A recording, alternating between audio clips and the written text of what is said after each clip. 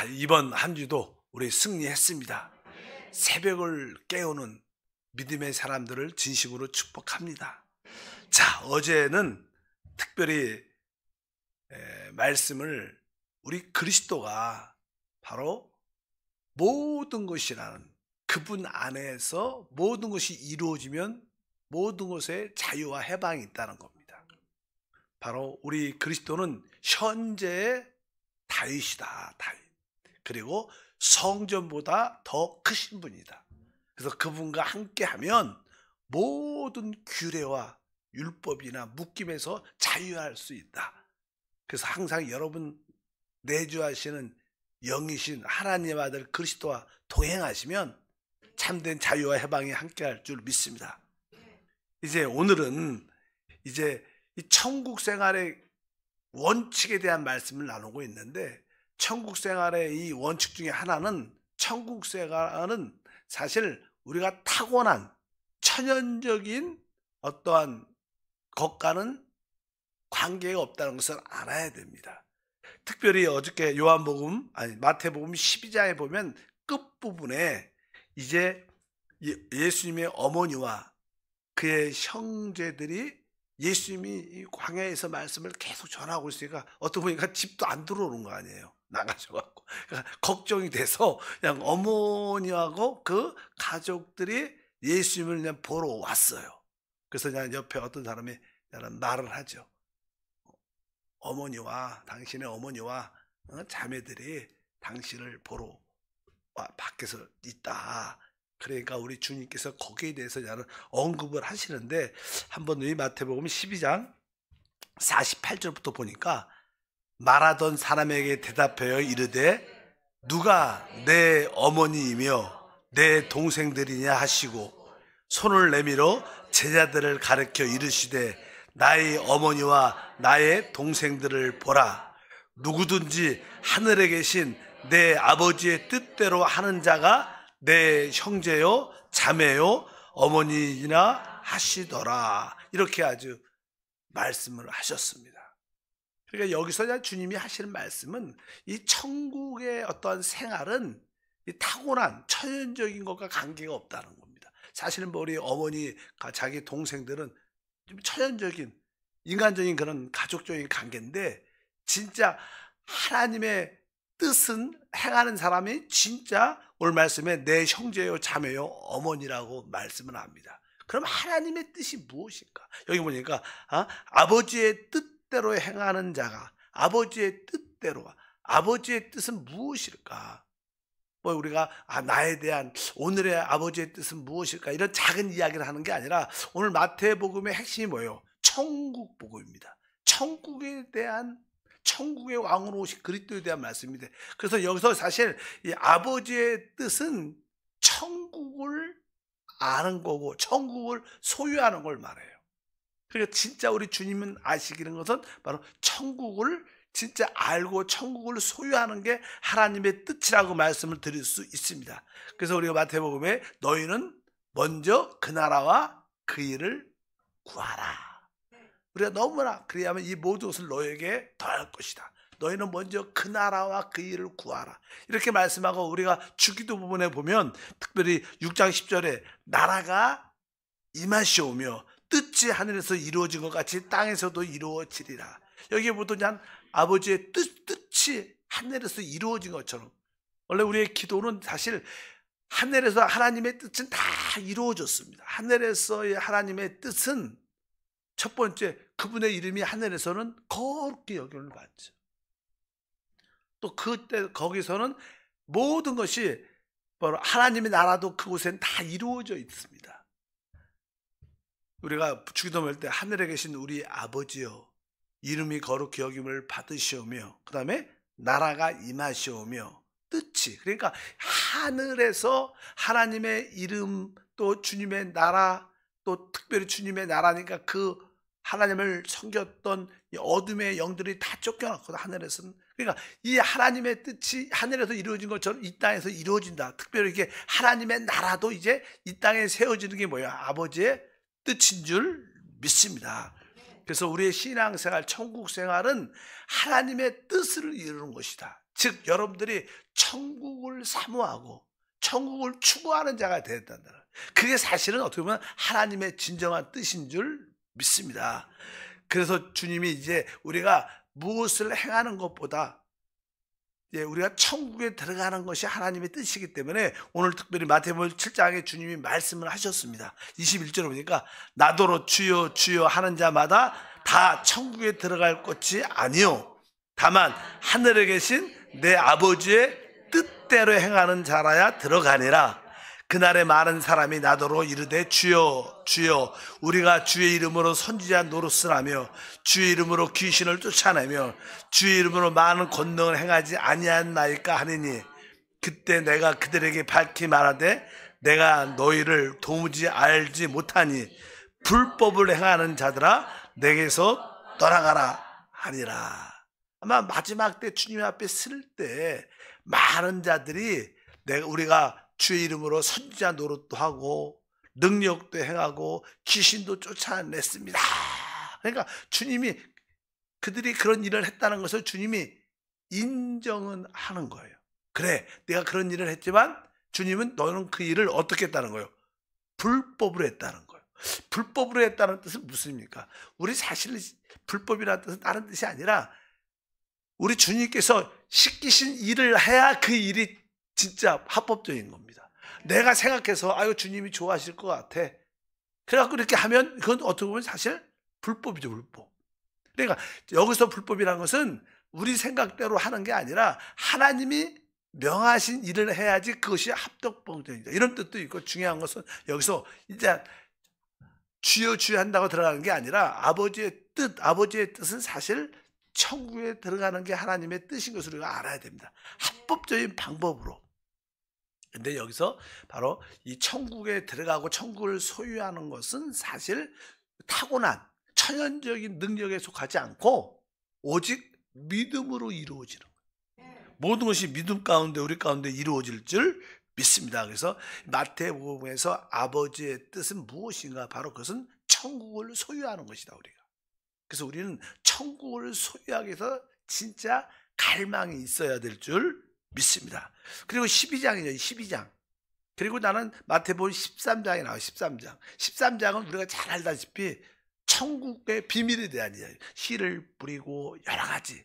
이제 씨를 뿌렸는데 가라지가 심고 또 이제 밭에서 보물을 발견하는데 그 보물을 감춰두고 돌아와서 다 팔아서 그것을 샀다.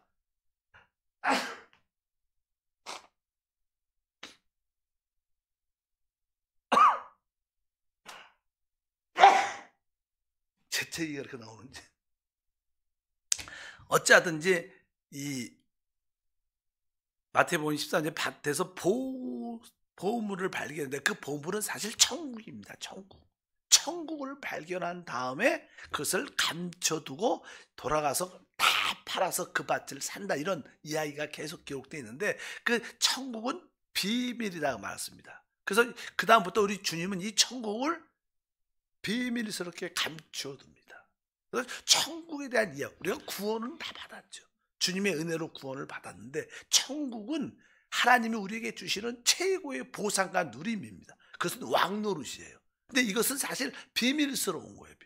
그것은 진짜 갈망하고 추구하는 자만 얻을 수 있기 때문에. 왜? 그것은 비밀스럽기 때문에. 그래서 13장에 보면 13장에 비밀에 대한 그런 말씀이 기록이 쭉 되어 있습니다. 그래서 이제는 주님이 이제 이런 천국을 비밀스럽게 감춰두셔요. 아는 사람만 보여주게 되는데, 그리고 나서 천국 비밀을 다 전한 다음에 이제 주님이 이제 광야에서 그냥 그 말씀을 전히 그도 다시 주님의 고향으로 돌아갑니다. 주님이 사셨던 마을에 가서 이제 다시 그 회당에 들어가서 하나님 말씀을 전합니다. 그러니까 이 동네 사람들이 예수를 알죠. 그 어머니도 알고. 그러니까 예수님을 믿지 않는 거예요. 예수님의 그 놀라운 말씀과 능력을 받으면서도 예수의 그 고향의 마을에 가니까 예수님을 믿지 않고, 저 사람이 누구야? 마리아의 아들 목수의 아들 아니야? 다 그냥 다 아는, 그렇게 어려 같이 그 마을에서 살았으니까. 그래서 그들이 하시는 말씀이 마태복음 13장 천국이 그냥 비밀로 가려진 다음에 뒷부분에 55절부터 읽어보니까 이는 그 목수의 아들이 아니냐, 그 어머니는 마리아, 그 형제들은 야고보, 요셉, 시몬, 유다라 하지 않느냐, 그 누이들이 다 우리와 함께 있지 아니하냐, 그런즉 이 사람의 이 모든 것이 어디서 났느냐 하고 이렇게 말씀해요. 그러니까 이제 예수님 고향에 들어와서 이제 그 회당에 들어가서 말씀도 전하는데, 이 예수님을 어떻게 영적으로 알지 않고 그들을 예수님을 육신으로 아는 거예요. 그래서 우리는 육신으로 사람을 알게 되면 참된 천국의 비밀을 누리지 못합니다. 보통 이제 사도 바울도 나는 예수를 육신대로 알지 않고 영으로 안다고 말합니다. 우리는 신앙생활 할 때 우리 주님을 육신의 모습으로 아는 게 아니라, 인간적인 모습으로 아는 게 아니라 영으로 그분을 알 수 있어야 돼요. 그래야지 그분이 진짜 우리의 하나님, 구주, 창조주심을 믿습니다. 근데 여기에 이 종교적인 사람들은 대부분, 그 마을에 있는 종교적인 사람들은 예수님을 육신으로 아는 거예요. 그러니까 믿지도 않고 따르지 않고, 또 육신의 종교적인, 사실 종교적인 사람들은 대부분 예수님을 거절합니다. 자기들이 생각한 나름대로 어떤 교리와 그것을 지키기 위해서 바로 예수님을 거절하는 모습이 있어요. 그래서 주님이 자기 마을에 돌아와 회당에 들어가서 하나님 말씀을 전하는데, 그 마리아 아들, 목수 요셉의 아들이 아느냐, 그의 형제, 그 자매들 다 우리와 함께 있지 않냐, 그러면서 예수님을 어떻게 거절하죠. 거절. 그래서 이 참된 믿는 사람들은 종교적인 사람에 의해서 거절당하는 요소가 있어요. 그래서 여러분들도 신앙을 제대로 믿으면 같이 교회를 다니는데 특별하다, 유별나게 믿는다 그러고 핍박하고 반대하고, 너희 교회는 왜 그래? 이렇게 사실 참된 믿는 사람들은 종교적인 사람들에 의해서 어떻게 거절당하는 요소가 있어요. 그러니까 그것을 두려워하지 말아야 됩니다. 왜? 천국은 비밀스럽게 감춰져 있기 때문에 그 비밀을 아는 사람들은 어떻게 보면 특별하게 돼 있어요. 그것을 우리가 깨달아야 될 줄 믿습니다. 그리고 나서 주님께서 이제 마태복음 14장이 나오죠. 14장. 14장에 가면 이제 알다시피 그 당시 이제 로마의 왕이 헤롯이었는데, 그 지역을 다스리는 왕이 헤롯인데, 헤롯이 조금 도덕적으로 문제가 있기 때문에 침례 요한이 헤롯을 책망했어요. 그러니까 결국 자기의 부끄러움을 가리기 위해서 또 자기를 대적한다고 생각을 했기 때문에, 또 왜 유대에서는 종교가 힘이 파워가 있거든요. 근데 광야에서 침례 요한이 천국을 전파하고, 그 사도 요한은 천국을 전파하고 천국의 선두투자죠. 그런데 이제 자기에 대해서 좀 비방하는 말을 하는 소문을 들으니까 그 헤롯이 이 침례 요한을 참수합니다. 죽여버립니다. 갖고 있는 그런 이야기를 나옵니다. 이 마태복음 14장 12절부터 13절에 보면, 요한의 제자들이 와서 시체를 가져다가 장사하고 가서 예수께 아뢰니라. 예수께서 들으시고 배를 타고 떠나사 따로 빈들에 가시니 무리가 듣고 여러 고을로부터 걸어서 따라간지라. 여기 보니까 침례 요한이 이제 순교를 당하는, 참수를 당하는 사건이 기록돼서 침례 요한의 제자들이 그 시체를 가지고 예수님께 이제 말을 하게 되죠. 여기서 이제 하는 의미는 다른 것이 아니라, 아까 우리 참된 이 천국의 비밀을 아는 사람들은 아까 종교적인 사람들에 의해서 거절을 당하고, 또 한편적으로 이 정치적인 상황에 있는 사람들한테는 핍박을 당하게 돼요. 그래서 이 세상의 사실 구조가 뭐예요? 종교로 구성되어 있죠. 대부분 사람들. 종교 없는 사람은 거의 없어요. 그 다음에 정치의 영향력이 있어요. 이 세상의 기본 구조가 이 종교와 정치로 구성되어 있는데, 이 종교는 참된 믿는 일을 거절하고, 이 정치는 우리를 어떻게 참된 믿는 사람들을 핍박하는 그런 상황 가운데 있다. 항상 참된 믿음은 이 세상에 의해서 거절당하고 핍박을 당하게 돼 있어요. 그래서 사실 종교 중에서 가장 욕먹는 게 종교가 뭐예요? 우리 교회예요, 교회. 그냥 세상에서는 그냥 교회를 욕합니다. 잘은 더 욕하고 못하면 더 욕하지. 그냥 어떤 목사가 어떤 나쁜 짓을 한번 했다 그러면 모든 목사들은 다 싸잡아가고 다 욕해. 그냥 그분이 세제 목회도 안 해. 그냥 어떤 신학교 나가고 그냥 목사라고 부르니까 그냥 목사랑 그 이름 때문에. 진짜로 그냥 목사는 다 그렇다 그러면서 뭐 장로 얘기 나오면 그냥 싸잡아서 모든 교회 장로는 다 욕해. 그런 장로가 어떻게 그럴 수가, 사기를 칠 수가 있느냐면 신문에 나왔죠. 세상 구조는 거짓 종교는 항상 참된 이들을, 정치는 우리를 핍박하게 돼 있다는 거예요. 결국 우리는 예수님은 이런 이야기를 듣고 뒤에 뭐라고 써있어요? 배를 타고 떠나서 따로 빈들에 가시니, 광야라는 뜻이 광야. 그래서 주님은 광야로 떠납니다. 그런 이야기를 듣고 물러나죠, 광야로. 근데 사실 우리의 참된 신앙은 이런 세상에 있는 게 아니라, 종교와 정치의 구성된 세상에 있는 게 아니라 우리의 신앙생활은 주님을 따르는 광야로 나가요. 우리의 믿음의 생활은 뭐예요? 어떻게 보면 광야의 생활이죠. 왜? 주님을 따라가는데 주님이 지금 어디로 가죠? 빈들 광야로 가죠. 그러니까 많은 사람들이 어떻게 주님을 따르려면 우리는 광야로 따라 나와야 될 줄 믿습니다. 근데 우리가 이 광야로 나오면 우리에게 근본적인 문제가 뭐예요? 먹을 것을 누가 주냐는 거예요. 광야에. 원래 세상에서 종교와 이 정치적인 그런 영역 안에서 이 사실 우리가 필요를 공급받는데 광야로 나가면 어떻게 하는가? 근데 참되게 주님을 따르는 자들은 광야에서 주님이 우리의 생계를 책임져 주신다. 먹을 것을 책임져 주신다는 걸 알아야 돼요. 이 마태복음이라는 그 내용이 14장에는 그런 이야기들입니다. 왜? 우리가 이제 우리를 반대하는 종교와 정치 영역에서 우리가 빠져나오면 광야에 있게 되는데, 광야에서 주님을 따르게 되면 거기서 우리가 잘 아는 뭐가 나와요? 오병이어의 기적이 나와요. 아무것도 없을 때 주님이 작은 소량의 음식을 가지고 5,000명을 먹이고 남는 그러한 간증이 함께 할 줄 믿습니다. 그래서 우리의 신앙생활은 광야에서 주님을 따르는 생활이다. 그래도 우리 사실 이 땅에서 우리의 생활은 광야 같은 생활이에요. 여기가 우리 집이 아니라 우리 광야에서 주님을 따르는 우리 믿음의 생활인 줄 믿습니다. 그래서 우리가 항상 기본적으로 우리가 주님을 따른다면 주님이 우리의 생계를 돌보신다. 이런 믿음을 가져야 돼요. 많은 사람들은 여기에 두려움을 갖죠. 그래서 주님을 잘 못 따라요.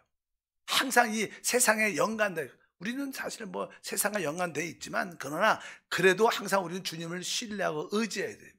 그래서 내가 참으로 주님을 제대로 따른다면 주님은 우리의 생계를 돌보신다.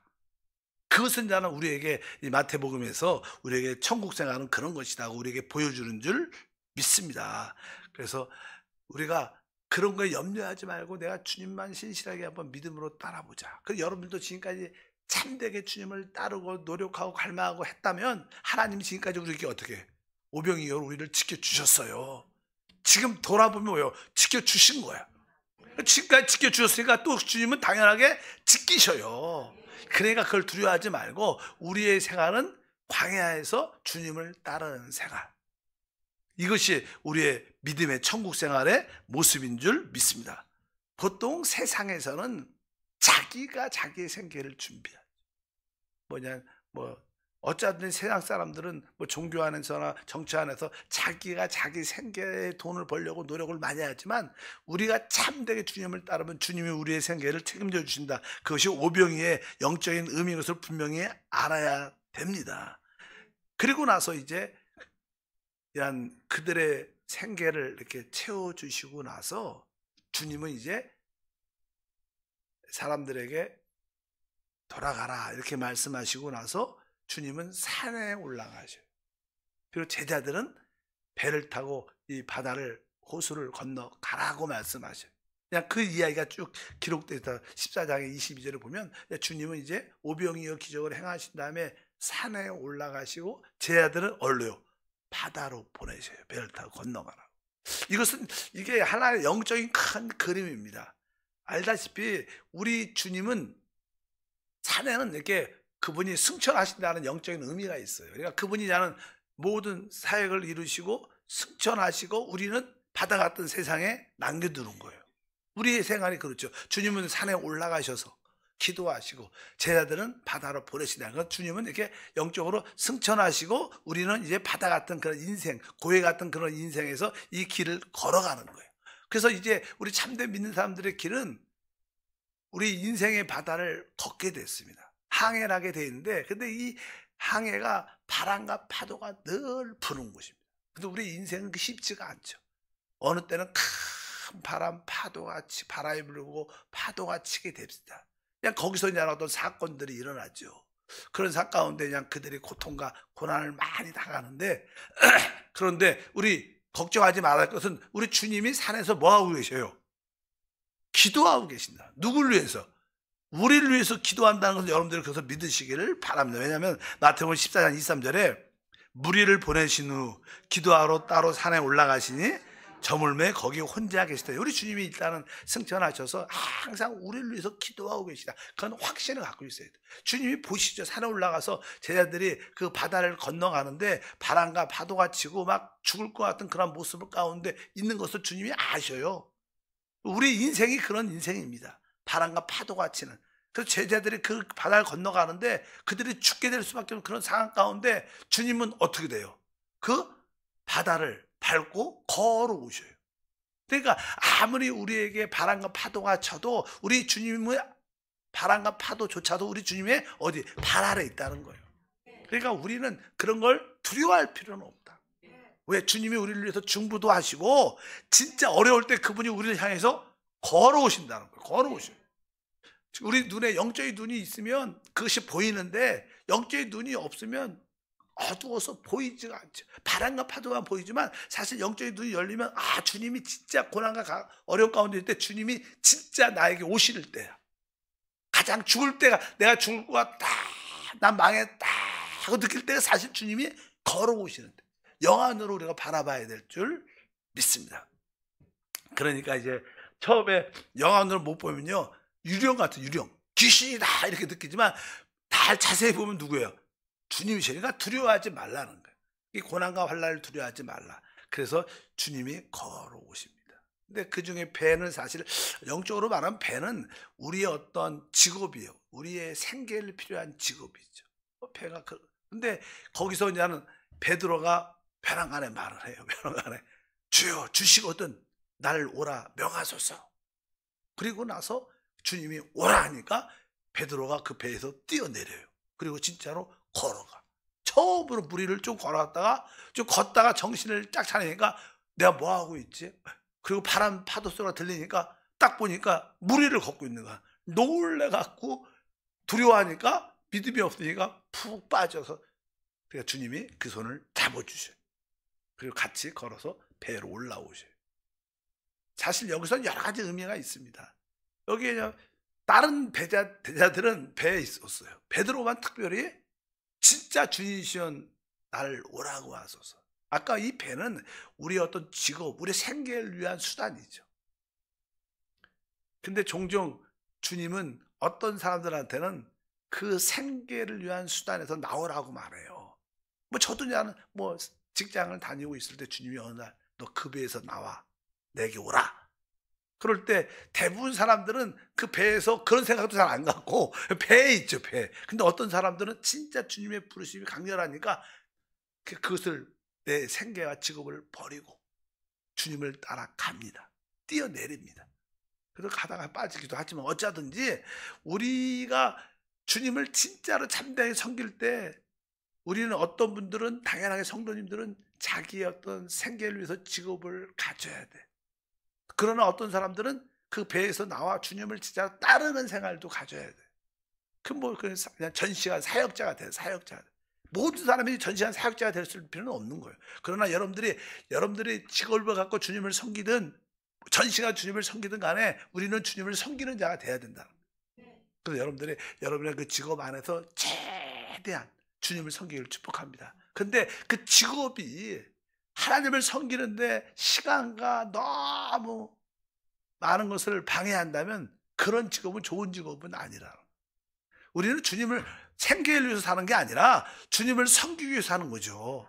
잘 먹고 잘 살라고 사는 게 아니라 주님을 섬기기 위해서 살기 때문에 직업이 너무 주님을 섬기지 못할 정도로, 예배도 나오지 못할 정도로 그런 직업은 좋은 직업이 진짜 아니에요.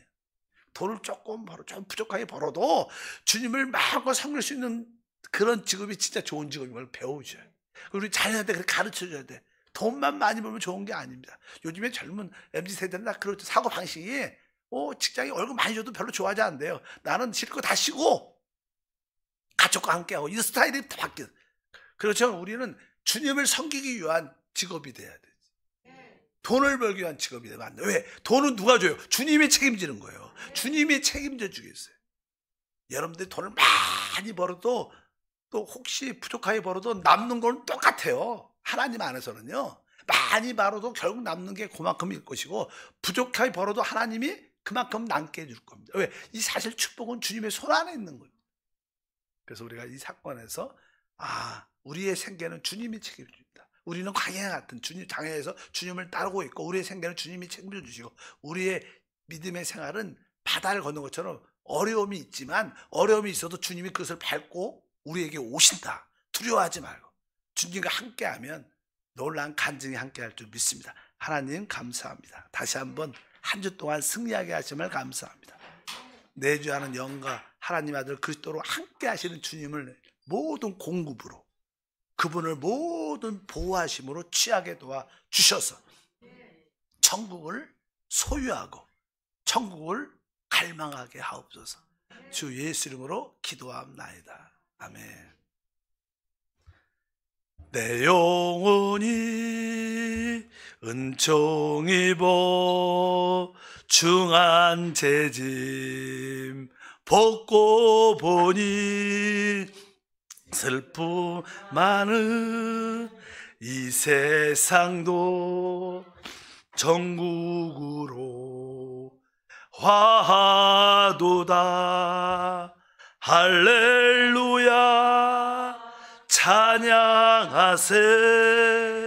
내 모든 죄 사함받고 주 예수와 동행하니 그 어디나 하늘나라. 할렐루야 할렐루야 찬양하세. 내 모든 죄 사함받고 주 예수와 동행하니 그 어디나 하늘나라. 하나님의 뜻을 행하는 자가 되기를 원합니다. 하나님의 뜻은 천국의 비밀을 알고 천국을 소망하며 천국을 갈망하는 생활입니다. 종교적인 자들에 의하여 거절당하고 정치적인 핍박이 우리 가운데 있을지라도 흔들리지 말고 주님을 따라 광야의 믿음의 길을 가게 도와 주시옵소서. 주님을 온전히 따를 때 주님은 우리의 생계를 돌보십니다. 우리 삶에 바람과 파도가 쳐도 주님은 그것을 밟고 우리에게 다가오십니다. 염려와 두려워하지 말고 믿음으로, 오직 믿음으로 주를 따르게 하옵소서. 믿음으로 귀한 예물도 드립니다. 100배 만배 누림을 갖게 하옵소서. 예수 이름으로 축복하고 기도합니다. 아멘. 하늘에 계신 우리 아버지여, 이름이 거룩히 여김을 받으시오며 나라가 임하시오며 뜻이 하늘에서 이루어진 것 같이 땅에서도 이루어지리라. 오늘 우리에게 일용할 양식을 주시옵고 우리가 우리에게 죄 지은 자를 사하여 준 것 같이 우리의 죄를 사하여 주시옵고 우리를 시험에 들게 하지 마시옵고 다만 악에서 구하시옵소서. 나라와 권세와 영광이 아버지께 영원히 싸움나이다. 아멘. 기도합니다.